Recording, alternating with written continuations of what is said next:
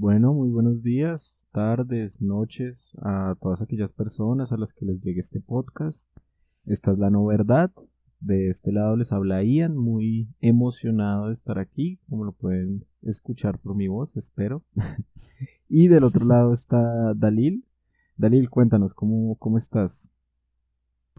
Pues bien, Ian, aquí emocionado también, de verdad, De verdad. de comenzar por fin el podcast. Tuvimos un pequeño receso donde estuvimos preparándonos, por supuesto. Y bueno, aquí de nuevo. Claro, claro. No estamos muertos, estábamos de parranda. Sacamos ese primer capítulo, el capítulo cero, en exclusiva para Spotify, que creo que por errores de producción también se subió a Google Podcast, así que un saludo también para las personas que nos escuchen desde esa plataforma. Y bueno, nada, muy emocionados aquí por comenzar este primer capítulo ya de este proyecto de la no verdad que tenemos aquí Dalil y yo. Esperamos que lo disfruten y bueno, antes de iniciar tal cual con lo que nos acontece el día de hoy, quisiera recordarles a todos y todas que estamos en redes sociales, estamos en Spotify como la no-verdad podcast, de igual forma en YouTube y como la no-verdad en Instagram. Por supuesto, es para que nos sigan, para que vean lo que publicamos y también por si les apetece digamos que no les llama tanto la atención escucharnos hablar por tanto tiempo y prefieren escuchar resúmenes, ¿no? Pequeños apartados, pequeños cortes de la grabación total que haremos, pueden ir a estas redes sociales y especialmente a YouTube e Instagram y ahí encontrarán pues nada, estos pequeños fragmentos, estos pequeños resúmenes de todo lo que abordamos. Digo, porque pues no todos Así nos van es. a aguantar, ¿no, Dalí? Sí, no, creo que todos se pueden aguantar este Sí, por espacio tanto tiempo. donde nosotros nos desviamos muchísimo. Entonces, en YouTube Sí, sí, estarán sí. todos los resúmenes de lo que hablamos, les puede llamar más la atención, son videos más dinámicos. Sí, Y eso es pues así. claro, si no tienen mucho tiempo, pueden verse los resúmenes en el baño. Sí, claro, mientras hacen sus necesidades. Pero bueno, Ian, comenzamos con este tema, ¿no? Vamos a Sí, comenzar con el tema más interesante con el cual podemos empezar, y es que como nuestro nombre es la no verdad, vamos a iniciar con justamente este tema. La verdad. ¿Qué es la verdad? ¿Cómo opera? Vamos a reflexionar un poco de esto en este apartado. ¿Tú qué tienes que decir al respecto, Ian? Cuéntanos. bueno, nada, pues es un tema muy complejo, ¿no? Como ya las personas que habrán escuchado el capítulo cero sabrán, pues Dalil somos, digamos que estamos formados un poco en este amor a la sabiduría, ¿no? En la filosofía. Y creo que desde allí podemos decir varias cosas. Por supuesto, ninguna de ellas, o al menos no desde aquí, será conclusiva. Pero, pues nada, eh, digamos que las reflexiones de esta disciplina, si se quiere, de esta área del saber, nos pueden ayudar muchísimo a pensar y repensar esta cuestión tan constitutiva de los seres humanos, ¿no? Yo quisiera decir, pues lo primero sería eso, creo que la verdad es algo supremamente importante para los seres humanos, ¿no? Es algo que, por supuesto, constituimos y creamos nosotros. Es algo que necesitamos para poder vivir en comunidad, en sociedad, y es algo de lo que en teoría todos hacemos parte y todos debemos construir. Así que nada, ¿cómo podemos entender la verdad? ¿Cómo podemos iniciar con esto? Yo creería, Dalí, que desde esta disciplina podríamos entender a la verdad de diversas maneras, pero quisiera comenzar con una verdad a la que cotidianamente todo el mundo atiende, a la que encontramos o intentamos encontrar y por supuesto buscar y materializar en nuestra cotidianidad, con nuestras familias, con nuestros conocidos, con nuestros amigos, con uno mismo también. Y es la relación, bueno, no, es la que se denomina como la verdad por correspondencia, ¿no? Esto que Aristóteles la denominó de esta forma, que busca una relación entre las ideas y las cosas. Esto es importante porque la verdad, como lo dije al comienzo, es una cuestión humana, ¿sí? Y al ser una cuestión humana, digamos que refleja, o en teorías, lo que debe hacer la verdad es reflejar a la realidad. ¿Y cómo se refleja? Pues se refleja desde el diálogo, desde la comunicación y desde las ideas, ¿no? En ese sentido, lo que diría la verdad por correspondencia es que aquellas ideas, aquellos conceptos que formamos sobre la realidad, ¿sí? Son la verdad. Y si estas ideas que ya realizamos y ya formamos se corresponden con las cosas sobre las cuales estamos hablando, entonces estamos diciendo la verdad. No sé si esto suena un poquito enredado, pero Todo lo que vamos a decir aquí es enredado, Ian. todo Tú lo que vamos continúa. a... Tienes razón, tienes razón. Bueno, para poner un ejemplo, ¿no? Básicamente es, tú ves una pared, la pared es de color blanca. Entonces tú dices, esa pared es blanca. En tanto que esa pared es blanca, estás diciendo la verdad. Si esa pared en realidad es roja, Ujú. es verde, tiene otro color, entonces estás diciendo una mentira. Esa es la verdad por correspondencia. La relación entre esas ideas traducidas en lenguaje y la realidad, las cosas mismas. Esto es, yo creería, no sé, tú me dirás, esto es en lo que se apoya un poco el discurso científico, ¿no? Digamos, Ujú. a partir de un método, por supuesto, trabaja a la realidad, ¿no? Intenta escudriñar en lo que es la realidad. Una vez se descubre, se Claro. afirma, ¿no? Se vuelve una idea, se vuelve una teoría, pero una vez esta teoría, ¿no? La realidad misma nos muestra que quizás esto no es así, se renueva. Es decir, se va actualizando el discurso científico. O sea, la verdad por correspondencia, Ujú. en teoría, nos ayuda a relacionar correctamente lo que es la realidad con lo que nosotros pensamos de ella. El asunto, querido Dalil, creo, creería yo, es que en esta época no es tan así, ¿no? Quizás no es tan sencillo Ujú. hablar de una verdad tan única, tan absoluta, y peor aún, que se renueve, ¿no? Claro. ¿Por qué? Porque, pues, a mí me parece que, claro, en el caso de la pared es muy sencillo. En el caso de la ciencia que tiene, pues, un método, que tiene unas delimitaciones claras, ¿no? Sí, es decir, el discurso científico, no sé, no se va a meter en hechos sociales o en hechos morales o éticos. Al menos en principio, ¿no? Por supuesto que ya hay aproximaciones, pero eh, en general, digamos, no es algo como tan relacionado o que se relacione tanto. ¿Por qué? Porque yo creo que los hechos sociales, ¿no? Los hechos políticos, los hechos cotidianos de la vida entre personas, entre seres amados, entre sociedades, pues tienen un poco de mucha subjetividad ahí, ¿no? Tienen muchas discrepancias, ¿no? Muchas discusiones. A fin de cuentas, la comunicación y el diálogo no es tan clara, no son cosas tan claras siempre. Entonces yo creo que eso es algo muy importante, ¿no? La verdad por correspondencia es algo que nosotros como seres humanos buscamos, pero con lo que chocamos constantemente, porque cada quien dentro de sus experiencias, cada quien dentro de sus realidades, dentro de sus relaciones, y peor aún, dentro de sus vivencias, dentro de hechos históricos, políticos o sociales demasiado importantes, tienen perspectivas sumamente diferentes e incluso con intereses ocultos muy marcados. Un ejemplo claro de esto, yo creería, que se da en la actualidad, ¿no?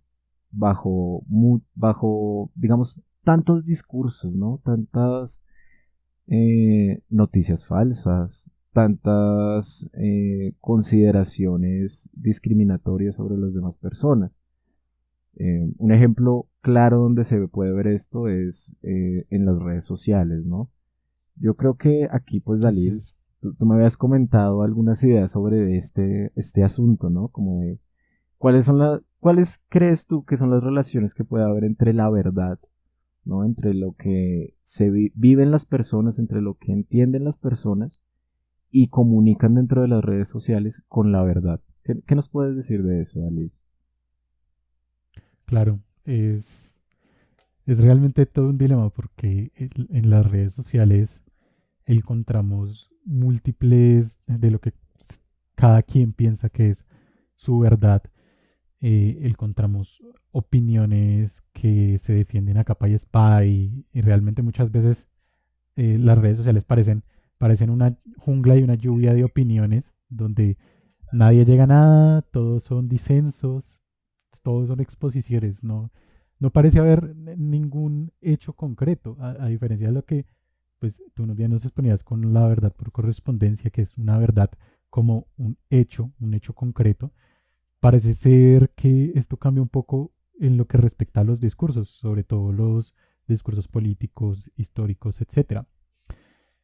Vemos, por ejemplo, en Twitter que muchos dicen que es la red social más tóxica. Yo me atrevería a reafirmarlo. Sí, sí, sí. eh, Donde en 140 caracteres la gente parece casi que matarse entre sí. Entonces, ahí es donde vemos algo muy particular y es el bombardeo de opiniones y diferencias y disidencias que hay. ¿Por qué? Porque cada opinión quiere parecerse un hecho. Ajá. Y esto esto tiene mucho sustento histórico, porque recordemos, bueno, otro gran filósofo, Lyotard, detectó una crisis de la legitimidad de la ciencia en el siglo XX por los hechos tan trágicos que ocurrieron gracias a ella, como lo fue la bomba atómica. Ya. Esto pone a la ciencia y sobre todo a la verdad que se supone que la ciencia nos iba a traer en un juicio moral muy grande. La gente ya se comienza a cuestionar qué es la verdad, si todas las verdades entran o si hay una sola verdad. Y aquí es donde entran las interpretaciones de las Ujú. verdades. Bueno, hay una famosa paráfrasis que dice, no hay verdades sino interpretaciones. Yo diría que resume muy bien lo que creemos ver hoy en día. El problema en las redes es que cada interpretación pasa por verdad. Es Mm. decir, cada subjetividad se universaliza, se objetiviza. Entonces eso crea una crisis enorme.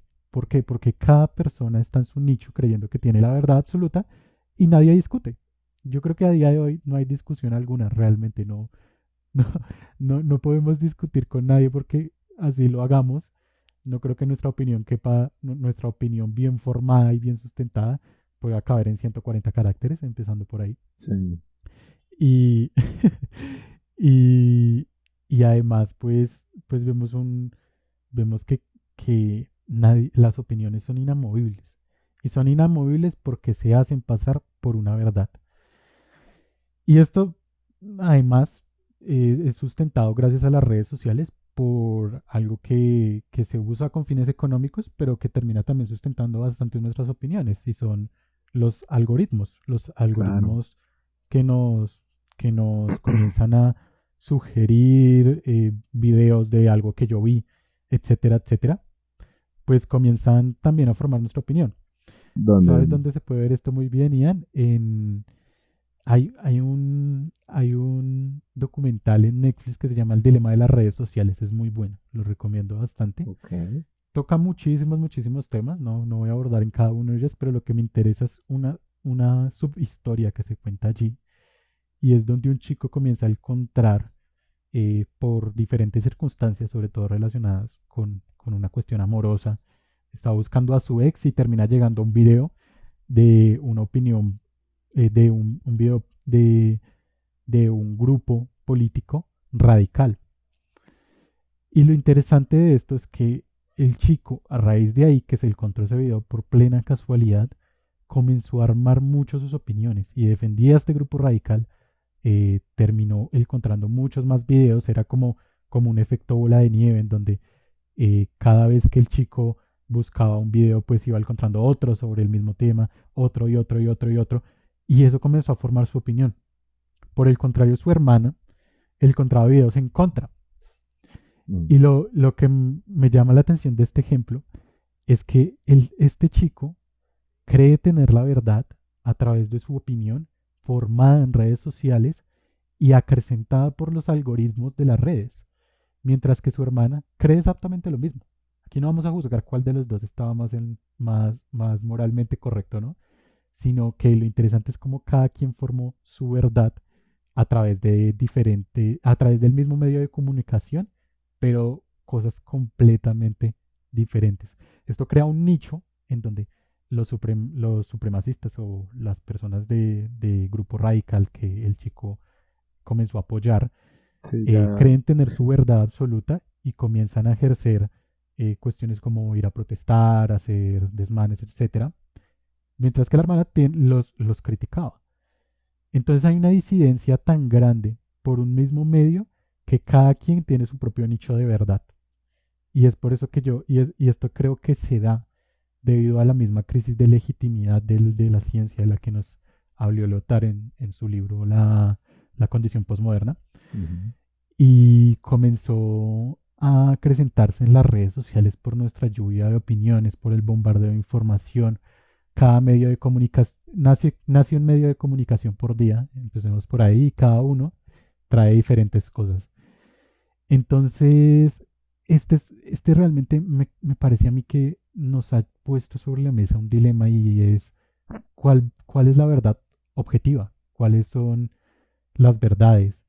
Nuestras opiniones pueden pasar por verdades. Entonces, es muy interesante este tema realmente sobre las redes sociales y la comunicación y cómo termina afectando las condiciones políticas, inclusive de un país. Claro, Esto tiene mucha relación con la posverdad, ¿no, Ian? sí, yo, bueno, con la posverdad y un montón de cosas más, yo creo, ¿no? Estamos ya abarcando, Claro, claro. sí, sí, estamos abarcando una cosa bastante impresionante. En lo personal, yo creería que esto nos pone de manifiesto varias cosas, ¿no? El gran bombardeo de información, ¿no? Estos algoritmos que de alguna u otra forma configuran nuestras opiniones, ¿no? Y, Ujú. y digamos como eh, toda esta información que nos llega de todos estos lugares, de medios de comunicación, memes, eh, las personas que tienes agregadas en tus redes, a quienes sigues o incluso también a quienes admiras, ¿no? Los influencers, músicos, artistas, bueno, todo ese tipo de personas influyen de una manera tal que a veces esa opinión que tú mencionas es formada o más bien es deformada, ¿no? Porque, Ujú. digamos, es como un aprendizaje, yo diría casi que pasivo. O sea, como que tú recibes muchísima información, pero ¿qué tanto reflexionas sobre esa información? Sería la pregunta. ¿Qué tanto pones en discusión, sin importar quién es la persona del otro lugar que está enunciando su verdad? ¿Qué tanto pones eso en tensión? ¿No? Eso por un lado. Eh, por el otro creo que es muy acertado lo que tú mencionas sobre la verdad como la opinión como una verdad, ¿no? Yo creería que acá hay un verdadero problema, no solo en términos de posverdad, ¿no? Que esa idea de que muchas mentiras o muchas opiniones, muchas creencias terminan volviendo verdad. Sí, sino Esa que sería la posverdad, ¿verdad, Ian? sí, sí, sí. Si mal, Bien. si mi memoria de diccionario no me falla, sí. Sí, sí, Sí, sí, sí. sí. Espero que sí. Eh, No, creo que en últimas esa es la idea general que nos claro, intenta exponer la sí, sí. posverdad. O sea, a fin de Ujú. cuentas es un montón de gente que en 140 caracteres empieza a discutir con otro montón de gente y se empieza a volver esto una lucha por ver al suceso, al hecho, como una cuestión objetiva. Y es que realmente el dilema al que quería llegar con esto es precisamente esa pequeña frase que tú ya mencionaste de un gran filósofo, ¿no? Nietzsche, que dice, no hay hechos, solo hay interpretaciones, ¿no? ¿Por qué? Porque lo que parece ser una verdad, lo que parece ser esta verdad por correspondencia que intentamos buscar a toda costa, muchas veces nos pone en jaque, ¿no? Yo usaría esa expresión. En la cotidianidad, esta experiencia, perdón, esta verdad, esta idea de verdad por correspondencia, choca con sensaciones, choca con experiencias, choca con otros discursos, ¿no? Y con pasiones, por Y con supuesto. pasiones, claro, por supuesto. Entonces, el asunto ahí, ¿cuál es? El asunto es que, no sé cómo explicarlo para que no suene más enredado de lo que ya estamos, ¿no? Ya a estas alturas del podcast, pero el, el asunto es que cabe hacerse la pregunta, ¿no? La verdad realmente es objetiva, ¿no? ¿Será que esa pequeña idea o esa gran idea de buscar una verdad objetiva, una única cosa, frente a los hechos sociales y políticos, eh, realmente es posible? O más bien, y Sí. yo apuntaría más para allí, tenemos que formar mejor las opiniones, tenemos que formar mejor los discursos y tenemos sobre todo que interpretar mejor. Aquí quisiera hablar de una disciplina que en lo personal, pues un área de la filosofía que en lo personal me llama mucho la atención, que es la hermenéutica, pues la hermenéutica filosófica contemporánea, ¿no? Que hace referencia a esto, a Ujú. que hay que interpretar y a la verdad se llega a partir de una interpretación, pero esta verdad solo se logra si eh, se busca un nuevo sentido y sobre todo se entiende que siempre se puede interpretar de otro modo, siempre se puede buscar otro sentido.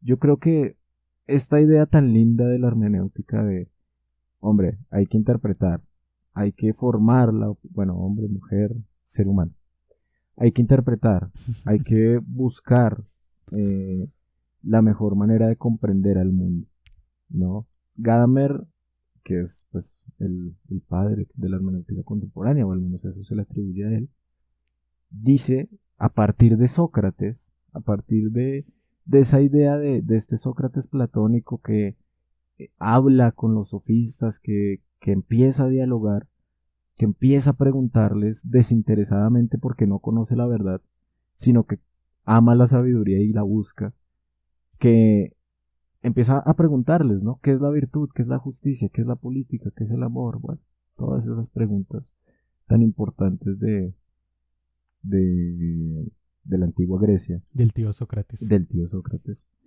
eh, se hacen presentes ahora en este tiempo como un elemento, yo creería, que nos puede ayudar a volver a orientarnos frente a la búsqueda de este sentido y de este tipo, de esta verdad. ¿Por qué? Porque creo que en esta época hay una opinión poco formada, más bien muy influenciada, más que formada, que distorsiona mucho las cosas, distorsiona muchísimo las situaciones. Y lejos de lograr hacer lo que se supondría que haría Sócrates, ¿no? Que es dialogar, ¿no? Encontrar, bueno, día de dos, logos de razón, ¿no?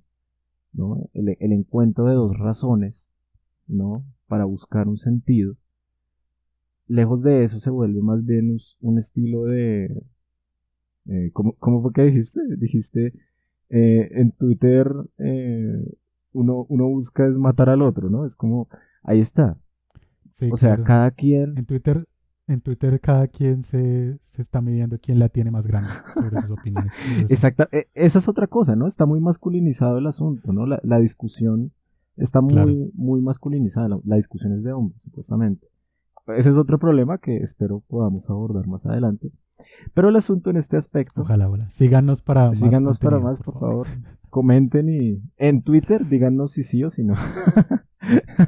Y no nos quieran matar, sobre todo por eso. Pero lo importante aquí, Dalil, es que... eh, Continúa. sí, ya me dio risa. No, el asunto aquí, Dalil, es que tú lo expresabas muy bien, ¿no? Cada quien se encierra en su burbuja. Los algoritmos nos ayudan muchísimo a eso. Y frente a esto, frente al otro, se busca silenciar, se busca atacar y no se busca precisamente dialogar y comunicarse.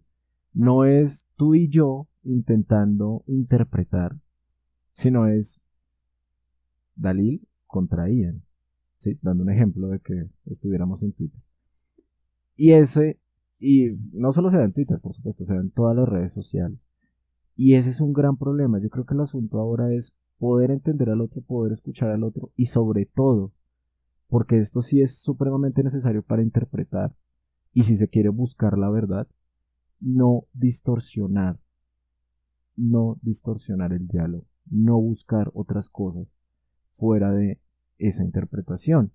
Y aquí yo quisiera tocar un punto también muy importante que Dalil también me comentó, y es el hecho de que nos preguntamos en cuestiones sociales y políticas, sobre todo pues en nuestra condición, ¿no?, histórica y social, Dalil y yo, para si le llegamos a personas de otros países, somos colombianos, somos de Colombia, ¿no? Y Tristemente colombianos. bueno, no sé si tristemente, pero ya es un hecho. Eso es un No, hecho. mentira. Eso es Hay que un hecho, eso asumirlo es un como hecho, tal. no una interpretación. Exactamente. ¿Qué es colombiano? De pronto eso se puede interpretar, ¿qué es ser colombiano? Pero bueno, ese es otro Eso ya tema. se Mira, presta ya, más a hoy ya interpretaciones, están, claro, ya, no, aquí lluvia de ideas. lloviendo Sí, sí, temas. no. Impresionante. Bueno, no, el asunto es, eh, tú querías mencionar algo sobre esto, ¿no? Sobre la idea Claro, de qué pasa, por ejemplo, en nuestro país, que llevamos muchos años de conflicto armado, con mucha violencia, en donde frente a la idea de que haya una posible reconciliación y una posible paz, y sobre todo, a partir de la memoria y la reparación y la reconciliación, se llegue a la verdad sobre los hechos. ¿Qué podrías decir sobre eso en este momento, pues de nuestra, en este momento histórico, pues del acontecer de Colombia? Cuéntanos, Dalil. claro. No, Ian, pues a ver, yo creo que no es un secreto que para ningún país del mundo, no es un secreto que Colombia tiene situaciones históricas muy, muy complejas, mucha violencia, al igual que muchos países de Latinoamérica. Nuestros hermanos mexicanos entenderán muy bien toda esta condición de violencia que día a día tenemos que vivir. Y, y por supuesto, aquí pasamos a otro tema que es muy, muy interesante y también que inclusive se puede prestar para una solución, realmente para una solución de todos estos temas que hablamos de la verdad.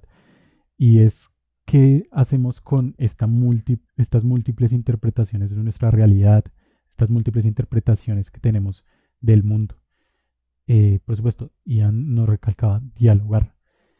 Y al respecto hay un tema bastante interesante. Aquí en Colombia, cuando hubo el proceso de paz con las FARC fue pues, un grupo guerrillero que fue el más viejo de Latinoamérica, casi 60 años de guerra y que tuvo las FARC con el Estado y diferentes entes fueron partícipes de esto, muchos paramilitares, etcétera, etcétera, creando obviamente condiciones de violencia y sobre todo cada vez agrandando más las víctimas. Ujú. Y al respecto, cuando se trató de hacer un proceso de paz, creo que para empezar se recibieron muchas críticas también por esta misma interpretación de nuestra realidad. Para unos estos eran los malos, para otros estos eran los malos. Yo creo que independientemente de eso se buscó llegar a acuerdos y eso ya es importante, un diálogo justamente de lo que hablábamos. Y en el momento en que terminó de desarrollarse, se buscó que hubiera una justicia especial para este mismo proceso de Ujú. paz, para esta violencia que se vivió a lo largo de Del nuestra territorio historia. colombiano, sí. Entonces, Bueno, de nuestra historia en el exactamente, territorio. sobre todo. Claro, y no, pero es importante hablar del territorio Ujú. colombiano porque esto se vio muy marcado sobre todo en la Colombia profunda que llaman como la Colombia rural, que fue la que tuvo que, que prestar las víctimas, Claro. lamentablemente. Pero entonces, claro, en el 2015, cuando luego de mucho sudor y lágrimas, se logró como firmar un proceso de paz, también se creó una justicia transicional que se le llama la JEP. Creo que fue en el Justamente se llama Justicia Especial para 2016, la Paz. Dalil. Perdón, te interrumpo. Creo que fue en el 2016, ¿no? Que se firmó. Bueno, para tarea tenemos que mirar en qué año se firmó la JEP. Sí, sí, sí. Pero bueno, Continúa.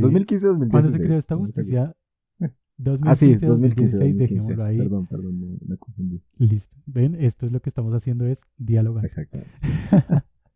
Entonces, por el 2015, por el 2016, se creó la JEP, la Justicia Especial para la Paz, esas son sus siglas, Ujú, y se creó justamente con la idea de buscar una verdad. Y esto es muy, muy interesante, sinceramente, porque nos pone sobre la mesa ya algo de lo que venimos hablando. Y es que hay múltiples, múltiples interpretaciones de la realidad, y así como es múltiples interpretaciones de la realidad, pues también múltiples interpretaciones de la realidad que se nos presentó, que fue la violencia.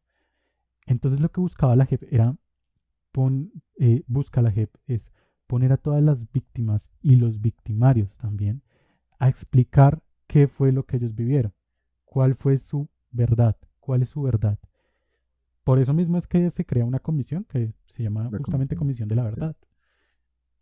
Exactamente. Y es que lo que se busca es que los distintos entes, entre muchos otros, tanto estatales como ilegales, como los que apoyaron al Estado de manera ilegal, que serían los paramilitares, también pudieran contar su verdad y en últimas rendirle reconciliación a las víctimas y sobre todo una promesa de no repetición. Respecto de Ujú. las promesas, mucho de qué hablar y también del perdón, ¿no? Muchísimo. Pero en este momento, Sí, sí, muchísimo. eso es otro tema muy amplio. Pero claro, el sistema integral de verdad y de justicia lo que busca es que primero haya una verdad y luego haya una justicia. Ujú. Y esto es muy, muy importante porque ya nos manifiesta algo de lo que venimos hablando. La verdad se construye Ajá. y se construye entre múltiples interpretaciones, inclusive de contrarios. Pero también es importante buscar entender una verdad, tanto histórica, tanto política, porque puede llegar a funcionar como método de justicia. Justamente cuando se establezca qué fue lo que ocurrió en todo este proceso, no sé si eso llegue a pasar, ojalá, Ojalá sí. esperemos que se llegue a esclarecer muchas cosas de lo que pasó. Eh, Se podrá decir, estos victimarios tienen que rendirles cuentas a estas víctimas, repararlos. Aquí en Colombia se suele asociar eso mucho con la restitución de tierras, porque Al se vivió desplazamiento. mucho el desplazamiento Sí. forzado, todavía se vive. Entonces, es justamente eso, la JEP se creó para satisfacer el derecho de las víctimas a la justicia por medio de la verdad. Y a través de esta verdad, cuando ya se construya, se puede llevar a cabo una reparación. Y esa es la conclusión que yo quería llegar, Ujú. mi querido Ian. La verdad es una construcción Claro. y se construye por medio de opiniones diversas, por medio de nuestras propias interpretaciones.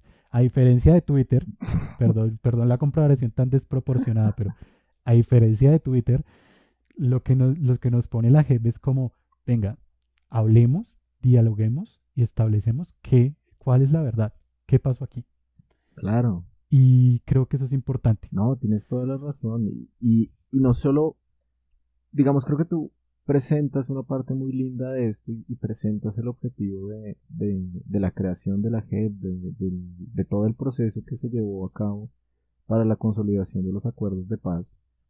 Pero ahí también está un asunto muy importante, ¿no? Y es la relación de, ¿cómo decirlo?, de odio, de ataque con la verdad, ¿no?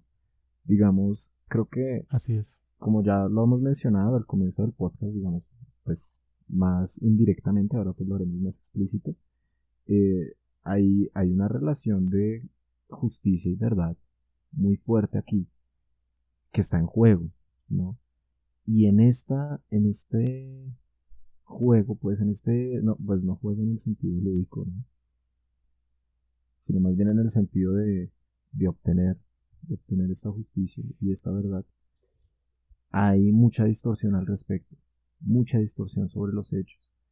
Para las personas que no estuvieron al tanto, no conocen pues esta parte de lo que hemos vivido estos últimos años en Colombia, hubo una votación enorme para la idea del acuerdo de paz, ¿no? O sea, Colombia entera, Sí, el en plebiscito. teoría, exactamente el plebiscito, Colombia entera, en teoría, ¿no? Votó por si se consolidaban los acuerdos de paz o no. y muchos sectores radicales de nuestro país que no quieren esclarecer los hechos, que quieren que continúe la guerra, ¿sí? Que se declaran enemigos de la paz, ¿no? De esta paz que busca reconciliar al país, de esta paz que busca restituir a las personas, reparar estos, estos hechos, ¿no? Tanta violencia, no se presentaron en contra de este proceso. Hubo un cambio de presidente, hubieron muchas distorsiones respecto a testigos, muchos asesinatos, pero a fin de cuentas el valor que tiene aquí la memoria, el valor que tiene la promesa de la no repetición, ¿no? Como una idea de una paz para el futuro que medianamente ya se está consolidando a pesar de todas estas trabas, tiene un valor supremamente importante con la verdad, porque solo con ella podemos llegar a la justicia y a la no repetición de la violencia que ha afectado a tantos y tantas personas dentro de nuestro país. Entonces creo que es una reflexión muy bonita la que pues, nos acabas de presentar aquí, Dalí. Es muy importante tener en cuenta dentro del hecho social y político esta idea de la no distorsión de la verdad, ¿no? Ya se vuelve una cuestión ética, no es solamente una cuestión Claro, epistemológica de, no, queremos saber qué es la verdad para construir conocimiento y ver cómo eso nos puede ayudar, ¿no? Pues pasó la Segunda Guerra Mundial, quizás no nos puede ayudar mucho si no le metemos algo de ética a la cuestión científica, ¿no? Y entender al discurso de la claro. verdad como eso, como una cuestión que devela poder, ¿no? Porque la verdad también tiene un asunto de poder. Durante mucho tiempo, la verdad que se manejó fue una verdad que decía, a pesar de todos estos muertos y de toda esta violencia y de todo lo que está pasando, se está haciendo algo y es intentar eliminar al enemigo. Esa fue una verdad imperante por mucho tiempo en nuestro país. Y ahora la verdad que se Ujú. busca es qué pasó durante todo este periodo de violencia. Porque hay personas interesadas en truncar ese proceso. Porque hay personas que niegan la oportunidad del diálogo. Y lo único que quieren es precisamente eliminar a los victimarios, casi que volviéndose otros victimarios, ¿no? Como el asesino de los asesinos. Entonces, creo, de todas las partes de la guerrilla, de las partes de los paramilitares, bueno, esto está de todo lado. Entonces, ver un elemento tan importante y tan central dentro de la historia de nuestro país como puede ser la JEP es algo muy valioso y es una cuestión ética y moral de fondo, el hecho de asumir a la memoria y asumir al perdón, la reconciliación, la no repetición en busca de una verdad es algo sumamente importante, sobre todo por lo que dices, ¿no? A fin de cuentas, pues la verdad es algo que se construye, pero solo se construye si no hay distorsión, si no hay casi que un enemigo Exactamente, declarado en contra de la verdad. Así que bueno, exactamente.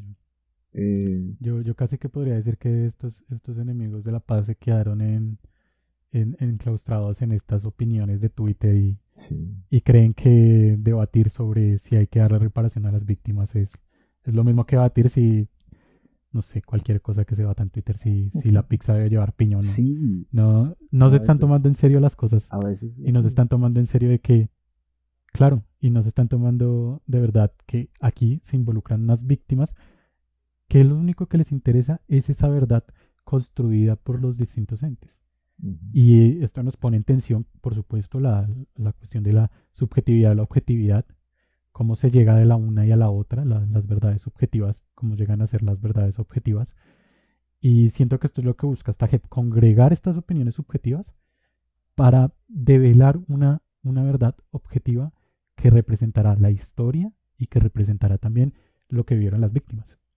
Y eso es muy importante por lo que tú también mencionabas, se pone de manifiesto la verdad como una construcción. ujú. Y esa es una buena conclusión. Ian, ¿qué te parece? No, estoy totalmente de acuerdo y creo que aquí hay que hallarle también el valor un poco social que tiene el hecho de que se construye una verdad colectiva a partir de la memoria, a partir de la reparación y de la reconstrucción de los hechos. porque a fin de cuentas la, la condición hermenéutica precisamente nos determina a nosotros, bueno, a cada quien, ¿no?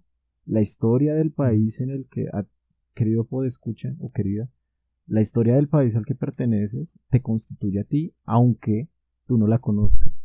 Constituye a tus padres, constituye a tu familia, constituye a los soldados, constituye a los Ujú. guerrilleros, o sea, a cada persona que está ahí, que vive en cercanía tuya, que pisa el mismo territorio, está viviendo bajo todo este peso. Y es supremamente importante entender que si se llega a una verdad, quizá, y solo quizá, podamos llegar a lograr entender lo que de verdad es ser un colombiano, lo que es de verdad vivir en Colombia, en términos identitarios, en términos de qué es lo que me constituye a mí como tal. Eso es algo supremamente importante. O sea, yo realmente creo que la verdad en estos términos de construcción colectiva, de, bueno, sí, lo que ya he repetido aquí estos últimos 10 minutos de la de no repetición de la violencia, la reparación, etcétera, todo esto va a tener una influencia supremamente fuerte en las nuevas generaciones, en las demás personas que crezcan y sobre todo también que viven en estos territorios que fueron impactados por la violencia tan fuertemente. Es, bueno, ahora qué podemos hacer, ahora quiénes somos. Si todo lo que hemos vivido por generaciones ha sido violencia, ahora que ya no está, ¿cómo podemos hacer de este un mejor lugar? ¿Cómo podemos saber quiénes somos? Si ya por fin nos podremos, ojalá de verdad, de todo corazón, nos podremos liberar de la presión de la violencia. Esa sería mi reflexión final, querido Dalí. Muy bella conclusión. Muy bella. No, en serio, en serio. Sí. Es importante estos temas y creo que también por eso es importante abrir estos espacios para que la gente, las personas que nos oyen, puedan pensarse cómo la filosofía llega a trascender a temas tan importantes como es el de una relación entre una víctima y un victimario. Mm. Y en este particular episodio, como la verdad puede llegar a configurar tanto la historia, nuestras opiniones, la política e inclusive la justicia. Mm. Entonces, no, fue un gran episodio, Ian. Muchas gracias por estar aquí. No, gracias a ti, ya saben. Y nosotros apostándole a la no verdad, ¿no? Sí, sí, sí. Nosotros somos la no verdad, pero porque creemos que a través de nuestro diálogo tal vez lleguemos a una. No lo sabemos aún, Quizá no pero definitiva, ya veremos. sí, quizá no definitiva, quizá no universal, pero al menos llegaremos a darle un sentido a cierta verdad. Eso es lo importante. Así es, Ian. Y bueno, creo que esto fue todo por el episodio de hoy. Muchas gracias a las personas que nos oyen. Recuerden seguirnos en todas nuestras redes sociales, en Instagram como @lano_verdad, en YouTube y Spotify como lano-verdad podcast. Estaremos subiendo resúmenes en YouTube y también todo este episodio completo. Y hasta aquí el episodio de hoy. Yo soy Dalil, él es Ian, y esto fue La No Verdad. Chao.